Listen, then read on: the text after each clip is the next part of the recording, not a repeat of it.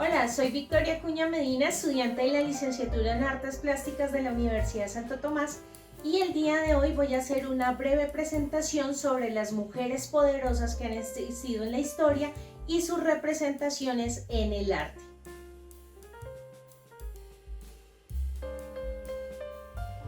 La primera mujer poderosa de la cual voy a hablar es Hatshepsut, la primera emperatriz o faraona que existió en el antiguo Egipto, incluso muchísimos años antes que Cleopatra. Ella vivió entre el 1508 y el 1458 a.C. y se caracterizó por ser una persona que llevó a Egipto a relaciones comerciales bastante interesantes y logró hacer transacciones con naciones que ningún otro de sus predecesores había logrado.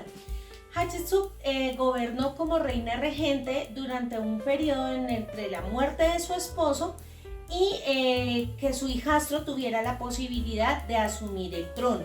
Sin embargo, y tristemente, su hijastro, con el objetivo de quedarse con todos los créditos de las obras realizadas por ella, pretendía borrarla de la historia e intentó, afortunadamente de manera infructuosa, borrarla de los libros y de todos los elementos en los cuales se pudiera reconocer su labor.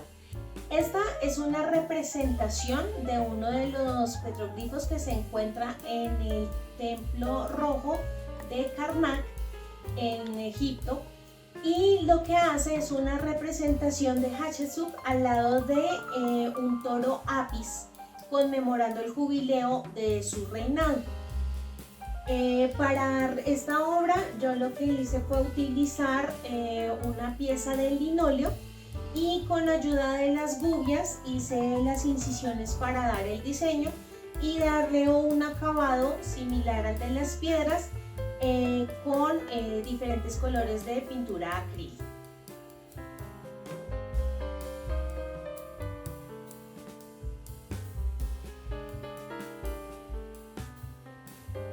Hipatia de Alejandría fue una mujer muy importante durante la época en la que ella existió. Fue matemática, filósofa, astrónoma, científica, hija de un matemático reconocido en el momento. Sin embargo, se dice que ella superó con creces el conocimiento que su padre le dio. Hipatia fue considerada históricamente como la última directora de la Biblioteca de Alejandría. Sin embargo, el problema de esta mujer es que para la época en la que vivió tenía 3 pecados. El primero era una mujer ilustrada, el segundo tenía un pensamiento no cristiano, poco acorde con la implementación forzada del cristianismo durante esta época. Y tercero, se convirtió en una mujer de desagrado de Cirilo, que en su momento era el obispo de la ciudad de Alejandría. Digamos que la cogió entre ojos. Eso hizo que ella se ganara su enemistad porque tenía muchos adeptos, muchos seguidores, además que era una mujer muy dada a la enseñanza y al pueblo. Es así como, orquestado por Cirilo, una horda de cristianos radicales la secuestra y en una iglesia la lapida de una manera bastante cruel. Se dice que después de la muerte de Hipatia, en el año posterior, Cirilo da la orden de desaparecer completamente la Biblioteca de Alejandría, generando una de las grandes pérdidas de conocimiento más terribles en la historia de la humanidad. Esta es una representación de una ilustración que se encuentra en el libro Álgebra de Baldor, en el capítulo 10, en el cual se le busca hacer un homenaje. Y para esta representación yo hice una transferencia del diseño y utilicé papel acuarela con acuarelas, un rapidógrafo.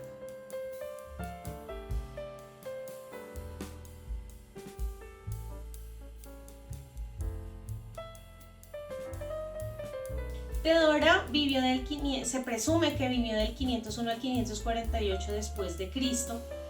Ella fue una emperatriz de Constantinopla, se casó con Justino II, pero una de las cosas más tristes es que a ella se le reconoce es como Teodora del prostíbulo, más que como ese rol tan importante que tuvo como emperatriz. Y sí, es que desafortunadamente ella nació y creció en una familia muy humilde, donde su mamá era actriz, su papá trabajaba en el hipódromo y ellos eran actores de circo. Sin embargo, llega un momento donde el dinero que ellos ganan no es lo suficiente para sostener a la familia y ella empieza a ejercer la prostitución. Se casa con un hombre que la maltrata y abusa de ella y es así como ella decide abandonarlo.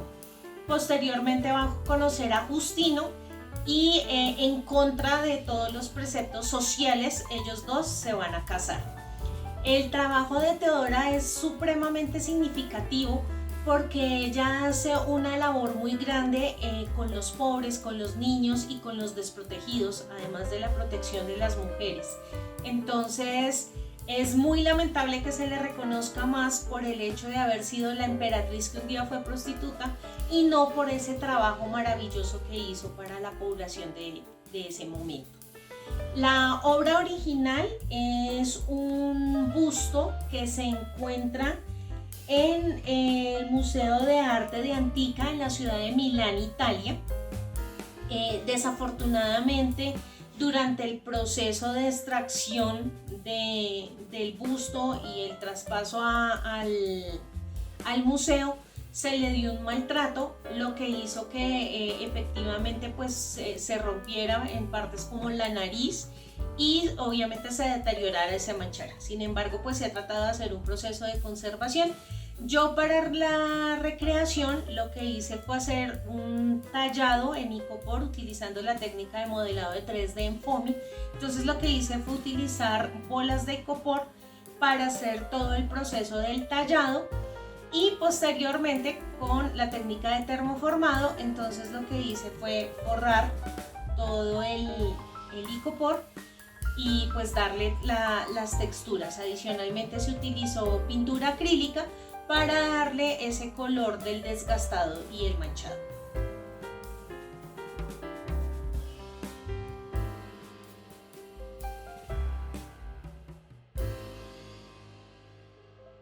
La siguiente mujer poderosa es Usetian. Ella vivió entre el 625 y el 705 después de Cristo. Es considerada la única emperadora que ha tenido China. Y ella se autodenominaba emperadora porque decía que si se llamaba emperatriz, se estaba quitando parte de ese liderazgo y ese poderío que ella tenía. Usetian tiene una serie de historias bastante oscuras alrededor de cómo llegó a ostentar este cargo. Se dice incluso que fue capaz de asesinar a su bebé, a su hija, con tal de derrotar a dos enemigas que tenían, en parte por el amor de su esposo y en parte pues, por la posición de ser la esposa del emperador.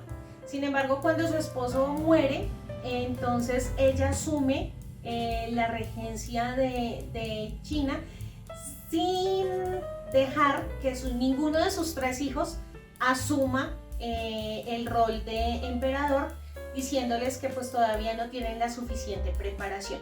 Sin embargo, de las cosas buenas que se le atribuyen está la posibilidad que le dio a las mujeres de empezar a asumir cargos en el gobierno y asumir roles un tanto administrativos. También se le reconoce que implementó la meritocracia en los procesos de solicitud de empleo y de asignación de trabajos en el gobierno. En cuanto a la obra original es hecha en papel de arroz y con pigmentos naturales y se encuentra en el Museo Gumiet en París. Es de autor desconocido. Para hacer la réplica, entonces yo lo que hice fue utilizar papel acuarela y obviamente acuarelas. Y pues todo el proceso de delineado y demás se hizo netamente con pincel liner y estos pigmentos.